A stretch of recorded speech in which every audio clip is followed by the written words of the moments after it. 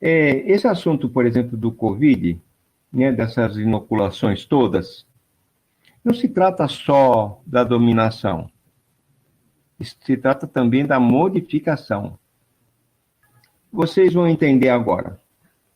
Muita gente não sabe, não tem noção, né? Por exemplo, tem uma experiência que eu venho acompanhando, e já não é de hoje, já venho acompanhando há muito tempo, e eu já tenho informação, tenho um material bastante grande, um material didático bastante grande a respeito disto. Para vocês terem ideia, um dos componentes, são dois componentes que são primordiais nessa situação da composição desses medicamentos da inoculação, ok?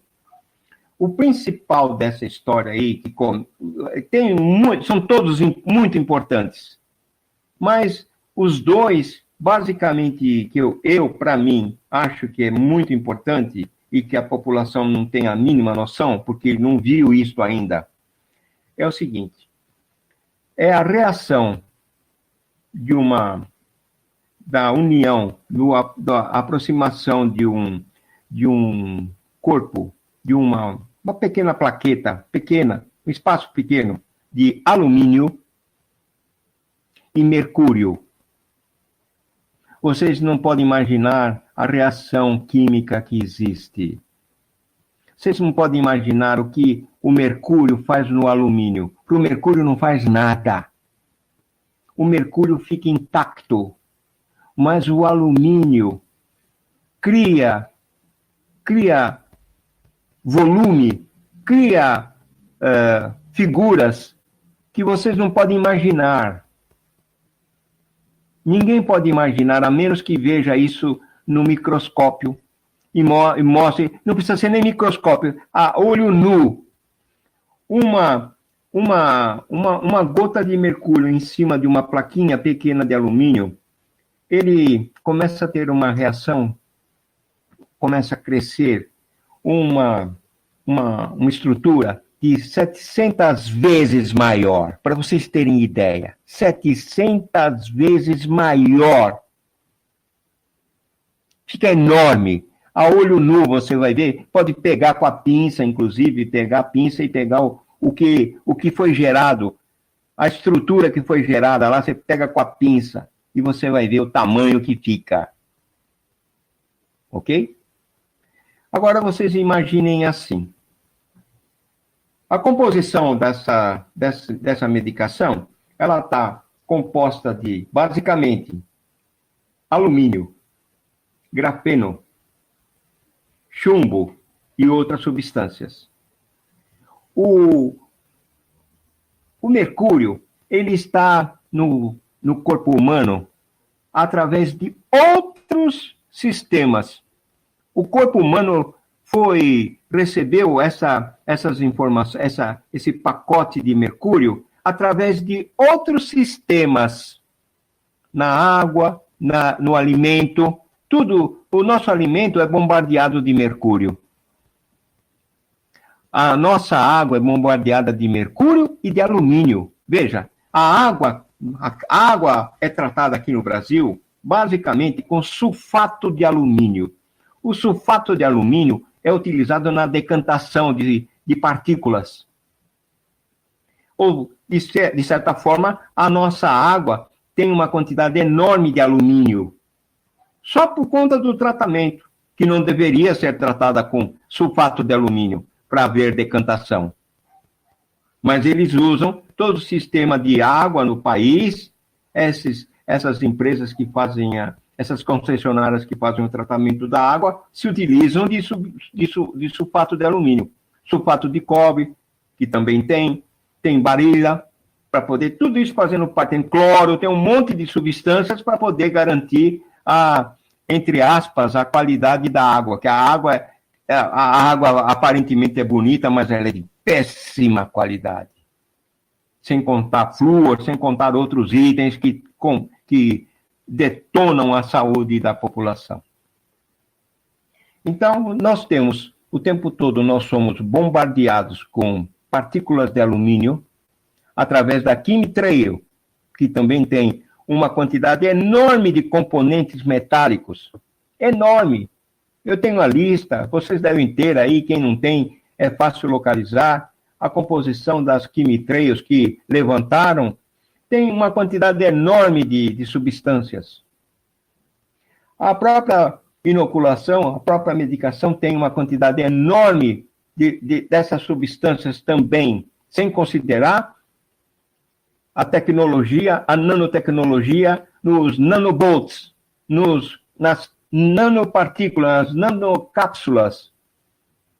Dentro das nanocápsulas tem uma quantidade enorme de tecnologia embarcada de nanorobôs que estão trabalhando dentro do nosso corpo de quem foi inoculado.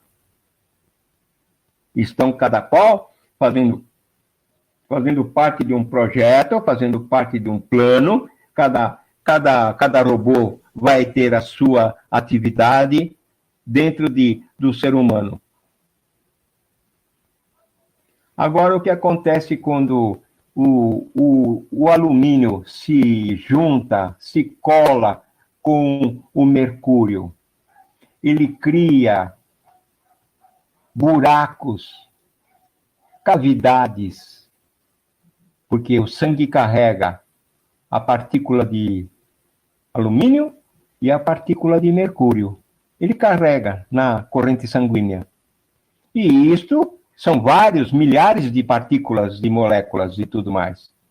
Essas moléculas aparentemente são pequenas ao olho nu, praticamente não se enxerga, mas com o microscópio você enxerga. Só que é o seguinte, por menor que ela seja, quando ela se une, ela cresce 700 vezes, como eu falei para vocês.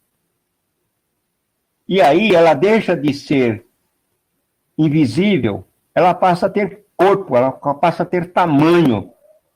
Agora, o que acontece? Essas moléculas, pequenas moléculas, caminhando no sangue e vão parar no cérebro do indivíduo.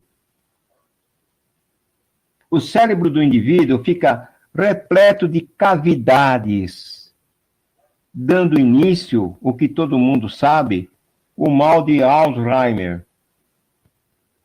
Muita gente jovem está acometido dessa comorbidade e não sabe.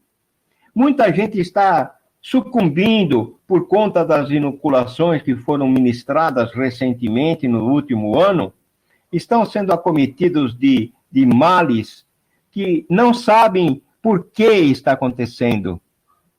E se fizer uma autópsia, o médico vai lá abrir o crânio do cara, vai pegar a massa cefálica e vai analisar e vai apontar qual foi o mal que ele foi acometido.